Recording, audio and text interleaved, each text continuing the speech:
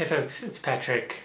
Signs of the resurrection are all around us, and at least for me, one of the things that I want to do most as soon as I see something that just blows my mind, that just really surprises me and shows me that something good and amazing is coming, is the first thing I want to do is go run and tell somebody about it.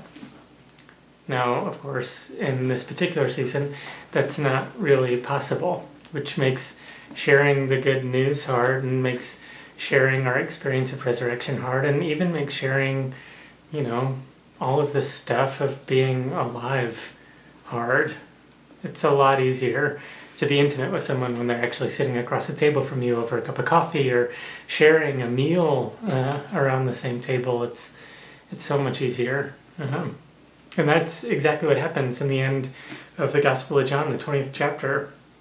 Mary experiences the empty tomb and runs as quickly as she can to be with her friends, to experience her grief with them. We experience highs and lows in community. That's the way it works. But in this particular season, we're finding new ways to do that. So let's dive a little bit deeper. Again, I'm going to be reading from the 20th chapter of the Gospel of John, starting at verse 1, reading through verse 10. Early in the morning of the first day of the week, while it was still dark, Mary Magdalene came to the tomb and saw that the stone had been taken away from the tomb. She ran to Simon Peter and the other disciple, the one whom Jesus loved, and said, "They have taken the Lord from the tomb, and we do not know where they've put him." Peter and the other disciple left to go to the tomb. They were running together, but the other disciple ran faster than Peter and was there first, and the first to arrive at the tomb. Bending down to take a look, he saw the linen cloth lying there, but he did not go in. Following him, Simon Peter entered the tomb and saw the linen cloth lying there. He also saw the face cloth that had been on Jesus' head. It wasn't with the other cloths, but was folded up in its own place. Then the other disciple, the one who arrived at the tomb first, also went inside. He saw and believed. They didn't yet understand the scripture that Jesus must rise from the dead. Then the disciples returned to the place where they were staying. Every bit of that is about human interaction. Mary experiences an empty tomb and immediately runs for her friends, Peter and the beloved disciple.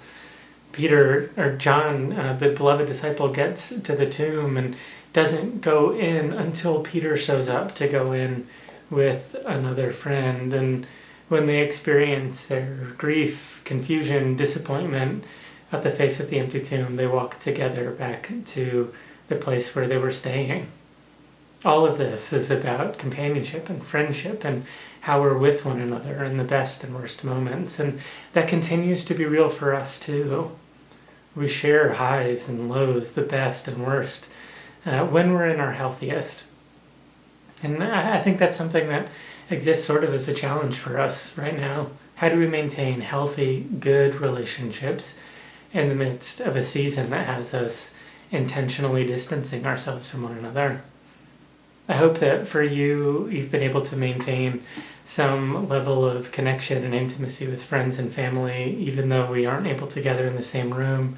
There are all sorts of creative ways that people have been able to do that. And all sorts of, the Bible study of the church, we continue to see new faces join in that, which has been so much fun. And I think any opportunity to gather, whether it's through a video chat or a phone call, even just to say, "I care about you and I hope you're doing okay," is worth doing. All of it is worth doing. Anytime we can get out of ourselves and be with others is worth doing. Anytime we can speak honestly and openly about the good things that are happening in life and the hard things that are happening in life, it's good for us. We need that. So I hope that you've been able to find some creative ways to connect with folks. And actually, I would love to know how you've done that. Please leave a comment underneath letting us know how you've been able to keep in touch with folks in surprising ways.